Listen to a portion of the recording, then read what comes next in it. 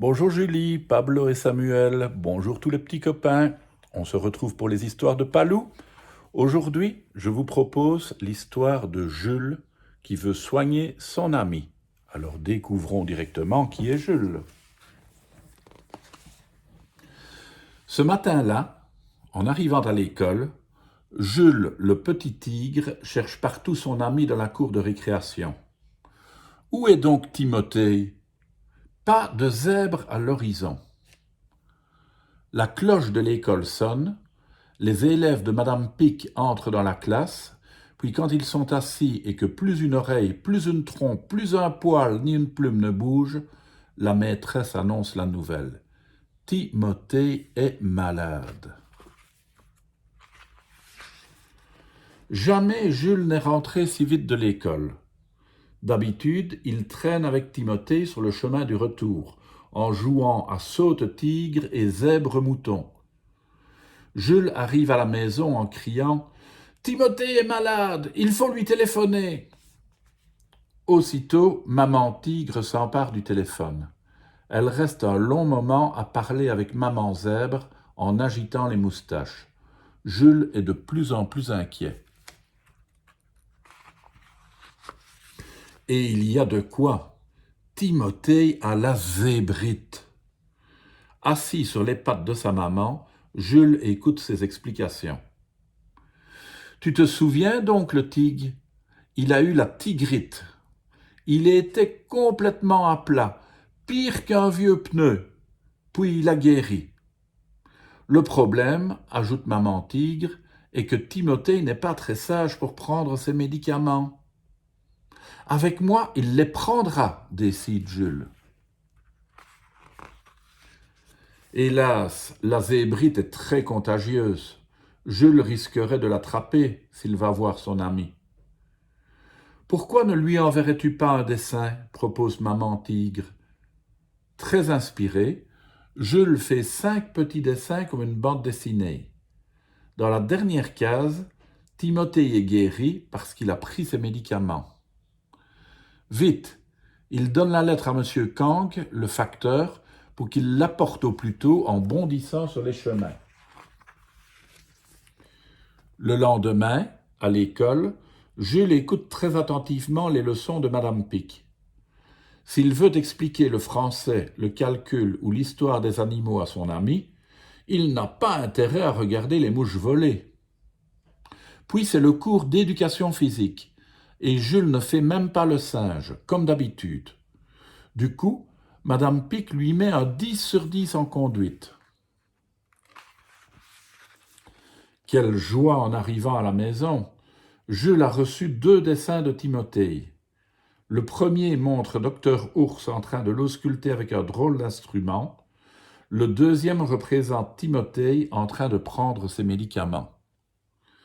Le lendemain, maman zèbre téléphone à maman tigre pour lui dire que son fiston va mieux, grâce à Jules. Plus tard, je serai docteur, annonce fièrement le petit tigre à sa maman. Bientôt, Jules a enfin l'autorisation de passer voir Timothée. Les 2 amis se jettent dans les pattes l'un de l'autre. Pour distraire Timothée, Jules lui raconte les dernières singeries des singes et les âneries des ânes. Puis il lui donne ses devoirs. Timothée trouve ça nettement moins drôle. Heureusement, Jules est un très gentil professeur. Voilà Docteur Ours.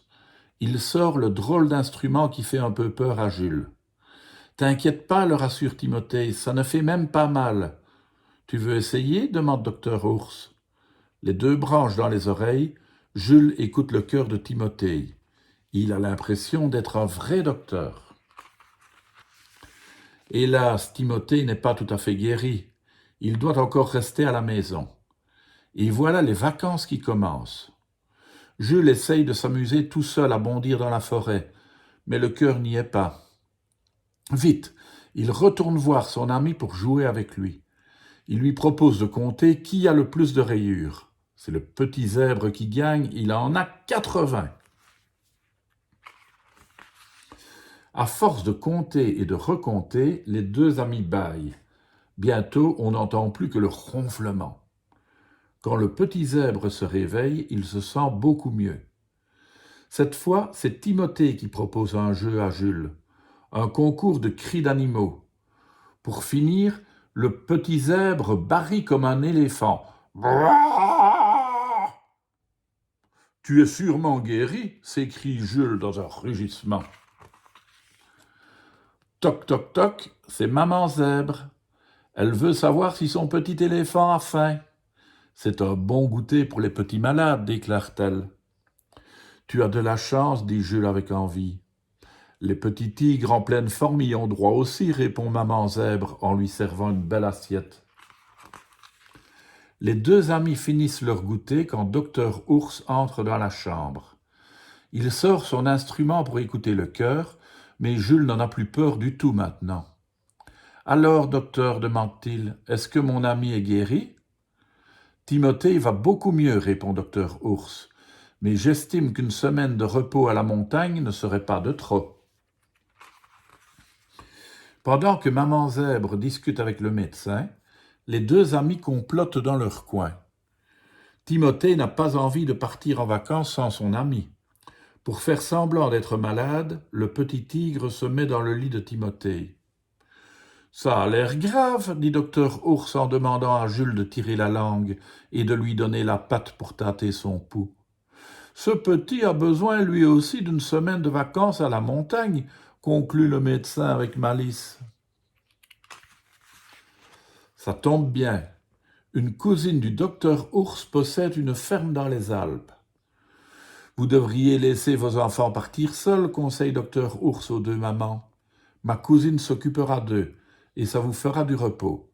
En plus, c'est une excellente cuisinière, ajoute-t-il en se léchant les babines. Docteur Ours a dit vrai. Sa cousine les accueille à pattes ouvertes. Comme ils n'ont jamais vu la montagne, ils s'amusent comme des fous à se lancer des boules de neige. Et les voilà bientôt en train de dévaler les pentes en luge. Timothée a retrouvé ses belles zébrures et Jules commence même à bronzer. « Ce n'était pas drôle d'avoir la zébrite, conclut Timothée, mais heureusement, tu m'as aidé à guérir. »